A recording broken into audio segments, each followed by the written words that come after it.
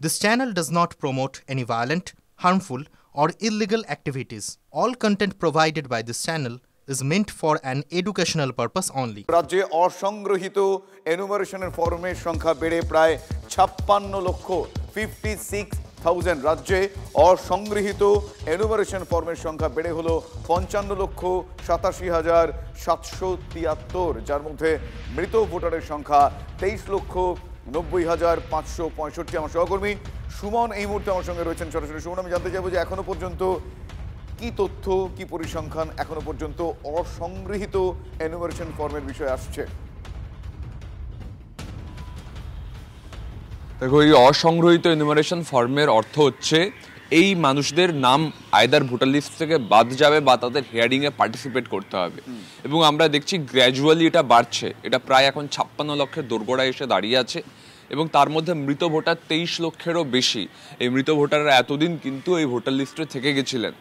আরেকটা কথা তোমাকে বলতে হবে যে ডিজিটাইজেশনের কাজ এখনও চলছে, সামান্য কটা দিন বাকি আছে, এই সংখ্যাটা কিন্তু আরও কিছুটা বাড়তে পারে। তবে একটা বিষয় তুমি ভেবে দেখো শুভজিৎ, যে প্রায় 56 লক্ষ ভোটার, তারা কিন্তু ভোটার না হয়েও ভোটার লিস্টে বসেছিলেন, এবং এদের নামে ভুয়ো ভোটগুলো পড়তো বলে বিরোধী দলগুলো দাবি করে এসেছিল। এই 56 লক্ষকে লোকেট করা গেছে, এদের এনুমারেশন ফর্ম ফেরত আনা যায়নি, আনকালেক্টেবল। তার মধ্যে তো 23 লক্ষের বেশি মৃত।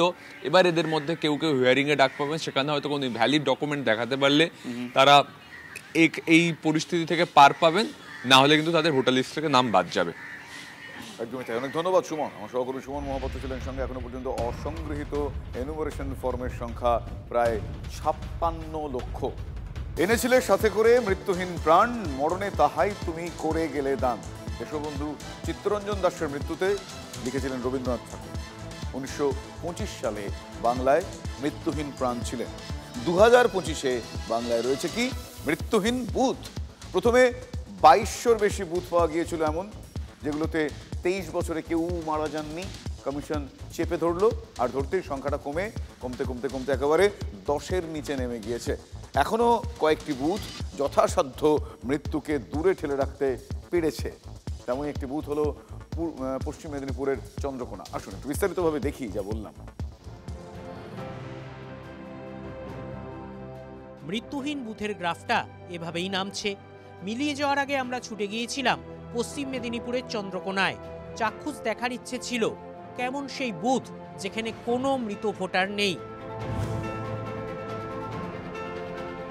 চন্দ্রকোনা পুরসভার 7 নম্বর ওয়ার্ডে গোপালপুর প্রাথমিক বিদ্যালয়, 148 নম্বর বুথ। এই বুথেরই একজনও মৃত ভোটারের নাম নেই। বিএলওর দাবি, তিনি সারা বছর কাজ করেন। কেউ মারা যাওয়ার 2 সপ্তাহের মধ্যে ভোটার তালিকায় তা চিহ্নিত করে দেন। ফলে কোনো মৃত ভোটারের নামে এনুমারেশন ফর্ম ইস্যুই হয়নি। আমি সারা বছর কাজ করি। সারা বছর মানে মারা যাওয়ার তার 15 দিন ডেথ সার্টিফিকেট পাওয়ার পরেই মোটামুটি তাকে ডিলিট করে দিই। জিরো একদম 4টা শিফটেড আছে। বিকাশ লাহার দাবিতে একটুও ফাঁকি নেই। সার্টিফিকেট দিচ্ছেন বুথের বিজেপি, সিপিএম এবং তৃণমূলের বিএলএরাই। না, মৃত ভোটার নেই। যেটুকু কাজ হয়েছে পারফেক্ট, ভালোভাবে কাজ হয়েছে। বিএলও ভালো করে কাজ করেছে। যেটুকু যত ভোটার আছে তত ভোটারেরই ফর্ম দেওয়া হয়েছে, তাছাড়া এক্সট্রা কোনো দেওয়া হয়নি। নেই তাই নেই বলছি, ওরা দেখেছি নেই। বিএলওর কাজ সম্পর্কে কি বলবেন? কাজ সঠিক করেছে? সঠিকভাবে হয়েছে কাজ, বিরোধীদের কোনো অভিযোগ নেই? না না না। মনে হচ্ছে মানে এটা সার্ভে করে দেখলাম যেগুলো মৃত ছিল সেগুলো আগে সার্ভে নেই আর এতে, ঠিক আছে, সেই কারণে এই মুহূর্তে নেই। গত বছর মারা যাওয়া এক ব্যক্তির স্ত্রীও জানালেন তাঁর স্বামীর নাম ভোটার তালিকা থেকে দায়িত্ব নিয়ে বাদ দিয়েছেন বিকাশ লাহা। কবে মারা গেছিলেন আপনি? 1.5 বছর হয়ে গেল। আচ্ছা, আপনার তো ভোটার তালিকায় নাম তো ছিল।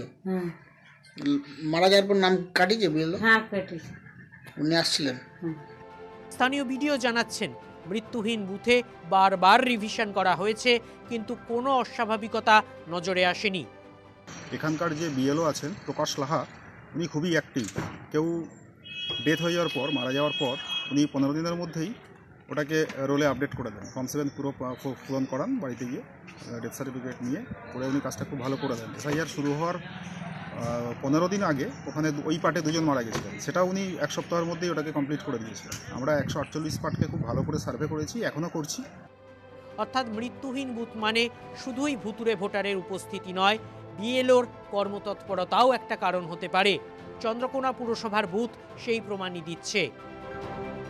Bureau report, TV9 Bangla. নাম, বাবার নাম, ভোটার কার্ডের নাম্বার সবই এক রয়েছে, কিন্তু ছবি পরিবর্তন করে বাগদার ভোট চলে গিয়েছে হুগলিতে। এনুমারেশন ফর্ম না পেয়ে ভোগান্তির শিকার হেলেঞ্চা পার কৃষ্ণচন্দ্রপুরের বাসিন্দা মহাদেব দাস। ভোটাধিকার ফিরে পেতে তিনি বাগদা থানার দ্বারস্থ হলেন। পার কৃষ্ণচন্দ্রপুরের মহাদেব দাস 2024-এ বাগদা বিধানসভার 139 নম্বর বুথে ভোট দিয়েছেন। 2002 সালের ভোটার তালিকাতেও নাম রয়েছে তাঁর, কিন্তু এবার এনুমারেশন ফর্ম পাননি। খোঁজ নিতে গিয়ে জানতে পেরেছেন তাঁর ভোটার কার্ড নথিভুক্ত হয়েছে হুগলির পান্ডুয়াতে। এপিক নম্বর দিয়ে অনলাইনে পরীক্ষা করে দেখেছেন নিজের নাম ও বাবার নাম এক, শুধু তাঁর ছবির জায়গায় অন্যজনের মুখ।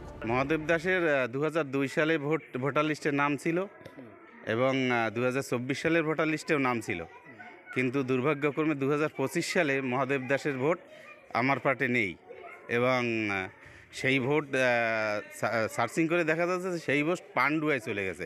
একই এপিক নাম্বার, বাবার নাম এক, তারপরে উনি কীভাবে আছে ছবি অন্য লোকের ছবি, আমার ছবি না, ওনার ছবি। আমি যখন অনলাইন করেছি দেখি ওনার ছবি। ভোটাধিকার ফেরত পেতে বাগদা থানায় লিখিত অভিযোগ দায়ের করেছেন Mahadev Das. Bureau report, TV9 Bangla.